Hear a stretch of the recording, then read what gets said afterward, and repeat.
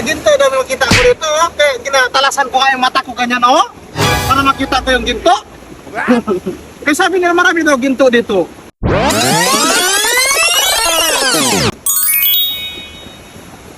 Ano yung nahanap mo dyan? Uy, dito pala to. Ano ba? Narinig ko sabi nila dito, marami daw ginto.